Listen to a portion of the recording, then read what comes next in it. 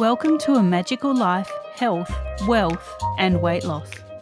I'm your host, Magic Barclay, lead practitioner at Holistic Natural Health Australia and #1 best-selling author. In this podcast, I aim to give you practical tips on how to accelerate and sustain your health, increase your financial, spiritual and emotional wealth, and to look at something that haunts many of us needlessly, weight loss. In some episodes, I'll have guests available to give you even more tips, but in others, the floor is yours. Drop us a line at A Magical Life Podcast on Facebook and let me know what you would like to know more about. Now, sit back and enjoy, because it is time for you to create and truly discover a magical life. Welcome back to A Magical Life. I'm your host, Magic Barclay, and I'm again today joined by David McBee. Now, listeners, if you've heard episode 102, you will know that we were talking about taking small steps to create big things, about becoming your best self, reading books, and we kind of touched on the fact that David is an author. So, David, welcome back. Hi, it's good to be back. Thank you. Now, let's get into the nitty-gritty here. You authored a book, and it's not just any book. It's a book about inspiration. It's a book about making changes. It's a book about self-development. Can you tell us more about it? Yeah, so my book is really almost a journal, almost a personal journal about my journey from being an uptight, anxious, short-tempered, selfish man. Wow, it sounds terrible when I describe it like that. To becoming more appreciative of my family, more patient. Man, patience has been a huge opportunity for me, and understanding and just a more well-rounded individual. And really, the book is just the story of how I went from one end of that spectrum to the other.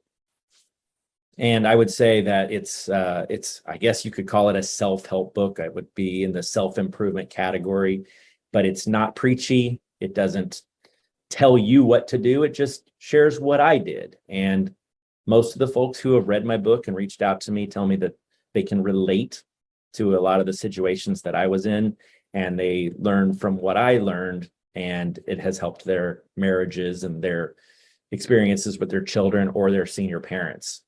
Okay, so what is this fabulous book called? It is called Everyday Lessons Every Day. And it's called that because I would read every single day from a self-improvement book of some kind. I would learn the lessons from those books, and I would apply them to my own life.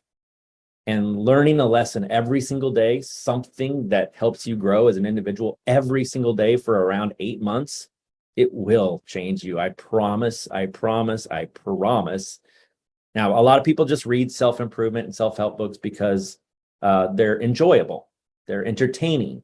But if you truly embrace the lessons and apply them to your life, for me, I can say it made a significant difference in who I am. Now, something I think I've learned, especially in the last maybe 1 or 2 years, is you don't have to go looking for lessons.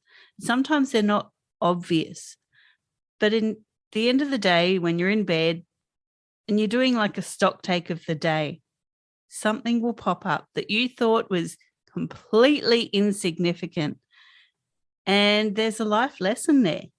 And I think too many people walk around expecting a lesson to be like a brick dropping on their head, but it doesn't have to be that way. So how would you suggest to the listeners that they tune into everything the world is teaching them? Well, for me, I was always on the lookout for what can I write about in my next chapter. Or when the book was finished, I started a podcast, and I was always like, well, what is going on in my life? What am I consuming that contains lessons? What can I talk about in next week's episode, right? And kind of a fun example is one of the last episodes I produced was called Buzz and Woody Taught Me an Everyday Lesson. And it's all about, I watched the Toy Story movies again, great movies, you know, they're just amazing.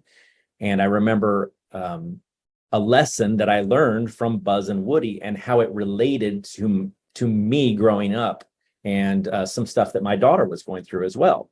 So I guess the answer to your question is just pay attention to these things, you know, look for these lessons. And they're everywhere. They can be the lyrics of a song. They can be in a book that you're picking up for self-improvement, or they can be in a book that you've picked up for entertainment. Their lessons are everywhere, and you just gotta kind of pay attention to the world around you, and you'll see them, you'll hear them, you'll notice them. Definitely. And something I've learned from having pets and children is lessons come in the most irregular and absurd forms. And it can be something as simple as, I have an elderly cat, for example. Now, yesterday he decided to walk around an imaginary thing in the lounge room. There was nothing there, absolutely nothing there, right? To the visual eye, he was walking around something he made up in his mind. Until I thought I better explore this. Now, we had the air conditioner on here in Australia. It's summer, it's pretty hot. So I crawled around on the floor in the pathway that he took, because my mind was not letting it go. Why did he walk around in this huge arc around this imaginary thing? And I realized he was walking with the current of where the cold air was going around the lounge room. That's so great. he wanted to be comfortable. But to my naked eye, he was making something up. There was some imaginary force field or whatever. And I thought, he's a lunatic, you know, he's getting a bit senile. And in actual fact, he was being scientific and smart and comfortable. And I was the idiot that was sweating. And he was perfectly temperature controlled and happy. So my life lesson from that moment was, don't judge by what I can see. Don't assume I know what's going on. Because here's this 17-year-old geriatric cat scientifically and methodically staying comfortable. But to my eye, he was doing something crazy. I love that you shared that story. And pets are a huge source of lessons. In fact, probably my favorite chapter in my own book is a chapter entitled Act Like the Dog. So I shared with you in our last episode that sometimes when I came home from a trip or whatever, I didn't feel like my family greeted me with much enthusiasm or wasn't that grateful to see me, right? And to be fair, they had long days, right? They didn't have to hop up off the couch and go, "Oh, Daddy, you're home." I mean, I travel a lot, so that would be weird if they did. But I noticed that the dogs always greeted me like I had been gone forever. You know, they would wag their tails and shake their butts and whine and just, "Oh, please pet me." Like, and they always made me feel really loved. And so one day, about halfway through my journey, one of the things I decided to do was act just like the dog. And so my son came home from school and I ran to the front door and I was like, "Oh my gosh, I'm so glad you're home. How was school?" And I started wagging my butt and I kind of hugged him and I was just having the best time just greeting him. And he was like, "What's going on?" But he laughed and it made him smile. And I did the same thing to my daughter when she came home. And then my wife came home and I did that to her. And she's like, "Is Dad okay?" And they were both like, "He did it to us too, Mom. We don't know what's going on." But every once in a while, especially when I know they've had a long day or a hard day, I will pretend to be the dog when they get home and I will wag my tail and I will even go up and lick their faces if they'll let me. Like, and it just makes them smile and it makes me smile. And it's so much fun to greet them with such enthusiasm. Not being a dog family, I'm giggling while you're talking, because not being a dog family, if I did that to my kids, I think I'd get a punch in the face. I don't know how old your kids are, but I would challenge you. I would challenge all of your listeners. Just try it one day. You will make your family laugh. It will be so much fun. Okay, they're 20 and 22. I'm going to try it tomorrow. Yeah, and I will duck. that's an iffy age. That is an iffy age. They might punch you, but but try it anyway. It'll be fun. See, they're so used to cats in the household. If I just completely ignore them, they're used to that. Now, we're having a lot of fun here and talking about fun. You've written another book as well, and that is DJ's Off-Road Adventures. Tell us about that one. I'm really glad you asked me about that one because as proud as I am of Everyday Lessons Every Day, I adore DJ's Off-Road Adventures. And I have so much love for these characters. It is a children's book. It's a picture book. It's written for elementary age children. And it's about a little truck that goes off-road for the first time. He gets these big tires and his friends take him off-road to go in the mountains of Colorado and Moab, Utah. And there's these huge cliffs, right? And he has a panic attack and he just stops in his tracks. He's freaking out because he's so afraid, but his friends come to his rescue and they offer him encouragement and they're patient with him and they're kind to him.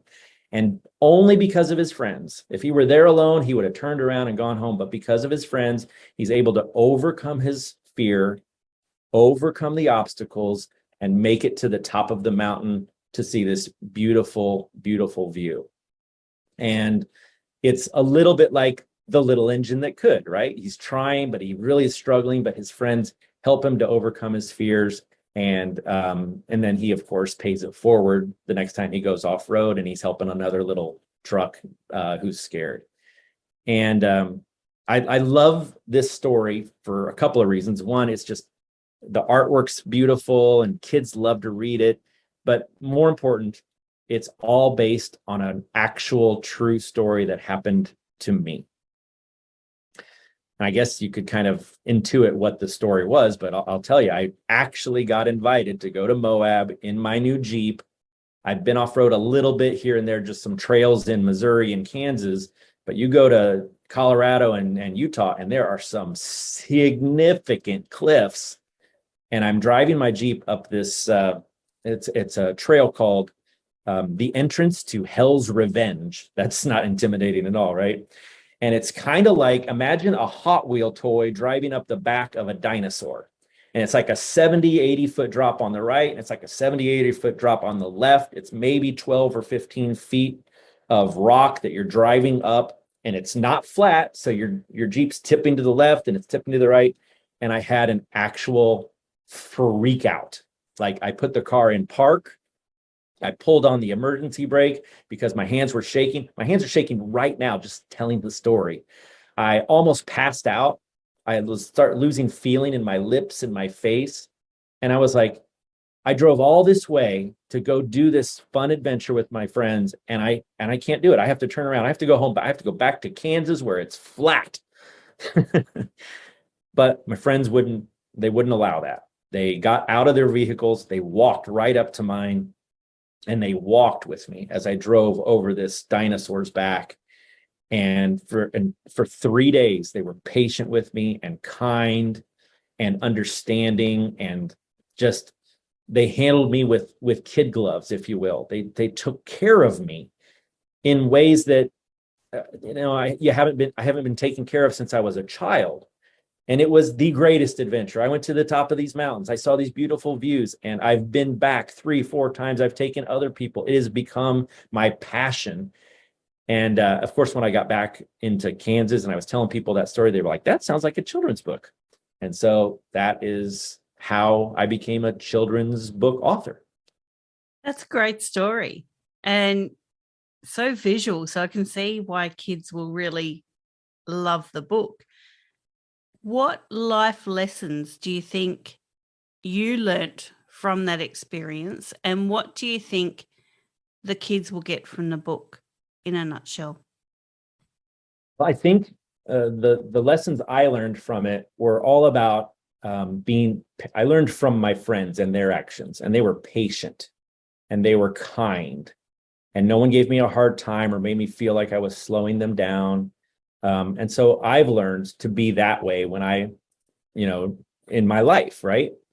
But another really, really important lesson in the book, and DJ says this in much more childish terms, but I'll share with you the lesson as more of an adult perspective, is that and I didn't come up with this. Mel Robbins actually talks about this in one of her books, that fear and anxiety have the exact same effect on your body as excitement. So remember, I was just describing breathing heavy, shaking, those are the same feelings that you experience when you're excited about something. You're going to meet a celebrity, or you're going to get to do this wonderful, exciting thing, right? And so Mel taught me, and one of the things I learned is that if you can trick yourself, when you're starting to feel that anxiety, when you're starting to feel the fear kick in, what you say to yourself is, this is not fear. This is excitement. I am really excited by this cliff. I'm excited to be driving my Jeep up this dangerous, scary mountain. This is an exciting day. What an exciting adventure I'm on. Not scary adventure, not scary trip, not afraid. You take those words out of your vocabulary, even in your head, not just the things you say out loud, but in your head, you say, this is excitement that I'm feeling. And you really can fool yourself. You can shift your perspective from being afraid to being excited. And that is what I tried to portray in the simplest terms possible in DJ's Off-Road Adventures. DJ Faces His Fear. I love that. And listeners, if you think back to episode 96, we actually talked about the science of fear. And fear is false expectations appearing real. So that switch between excitement and being scared has such a big impact physically on your body, because it is your false expectation appearing real. So make that excitement that is real, that doesn't appear real, but that is real, and make it fun. Everything that you experience can be fun. Even if it's sitting in the pit of your stomach and you think, oh, I don't know if this roller coaster is for me, I might vomit or whatever. Think about it differently. I don't know if this roller coaster is for me, but wow, when it's over, I'm going to have a story to tell. And isn't this exciting? I'm going to experience something new, something I haven't stepped out of my box to try before. And, that really is up to you to make that switch, because no one else can do it for you. I'm so glad you used the roller coaster example. There was a time not that long ago when my daughter was like 10 years old. She was just tall enough to ride some of these roller coasters. And we were in line, and she was really nervous, really, really nervous. And I was like, you're going to ride this. You're going to love it. Because every time in the past, I'm like not pushing her beyond her limits, but in the past, when I had convinced her to ride a roller coaster, even when she said she didn't want to, she always got to the end and said, thank you, Daddy. That was the greatest, right? So we're standing in line, and she's nervous. She's so nervous, and she's sweating bullets. And I just looked at her and I thought, I miss that feeling when I rode roller coasters. I have ridden them so much now. It's just, okay, I'm going to get on this roller coaster now. And I didn't get that rush like she was having. And that's crazy to think, like, I want the anxiety of riding a roller coaster. Yes, that's absolutely what you want, because that feeling and overcoming that feeling makes you feel so alive. It really, really just gets your heart beating and your blood pumping. It makes you feel so much more alive than all the things that we do in regular life. So do something that scares you and you will feel alive. Couldn't agree more. I do something that scares me every day. In my hobby, I guess, in my spare time, I do wildlife rescue. And every situation that I turn up to, I get that rush, because, it could be a terrible outcome, but it just might not be. And I just get that spur of, go and do it, help this animal for them, but you're going to learn something and you're going to feel something that if I wasn't doing, I wouldn't be feeling every day.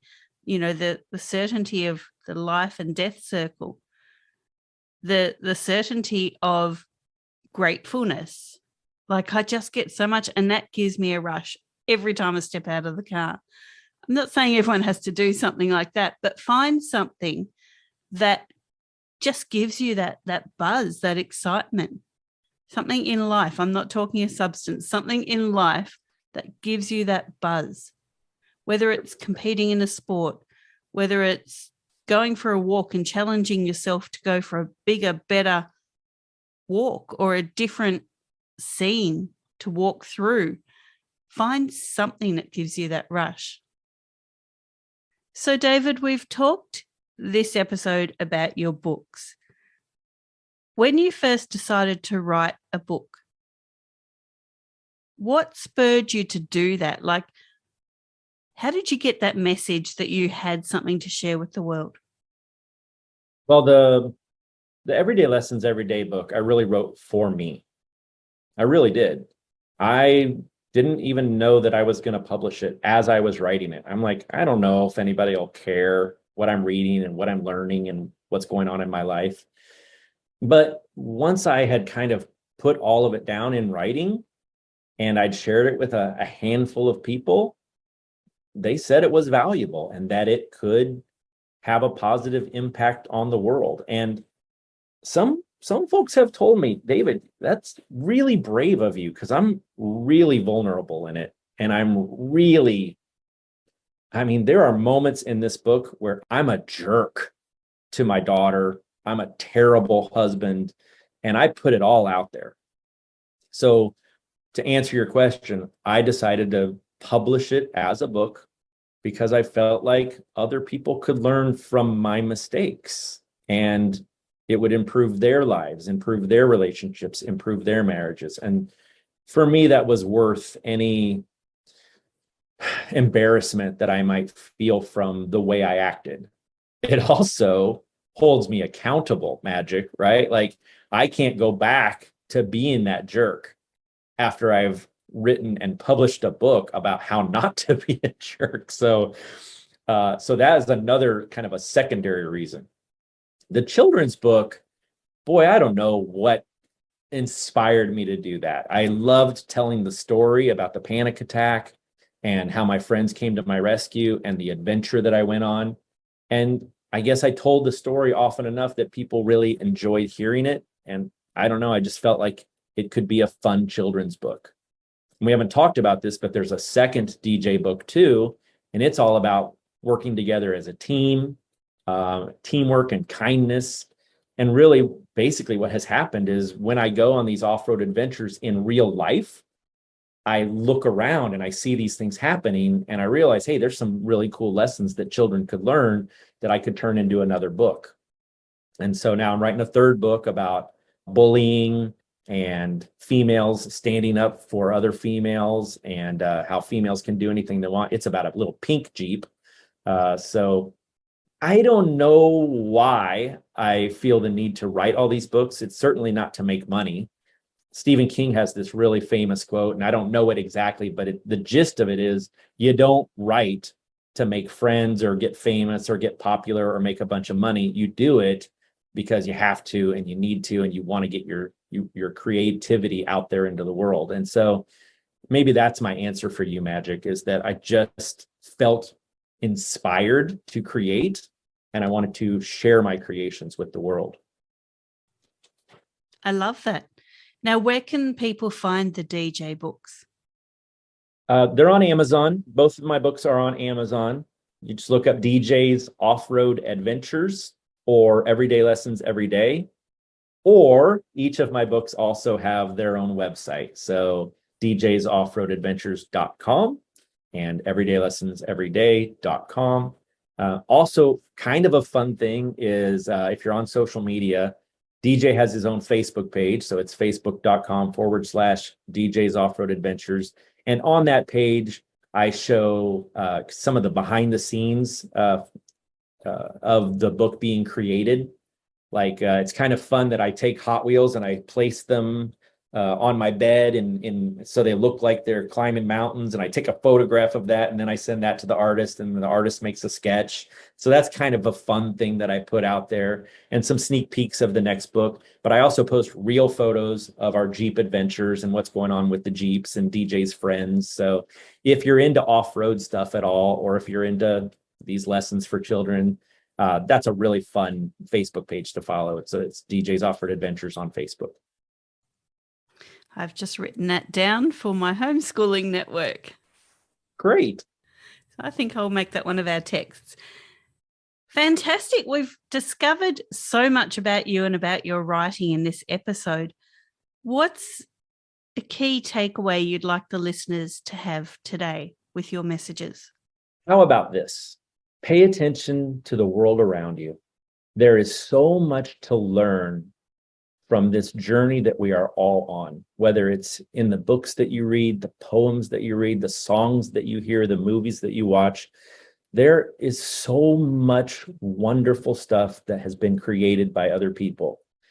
And the more of it that you consume, the more you become a part of the global community, the more you can personally grow.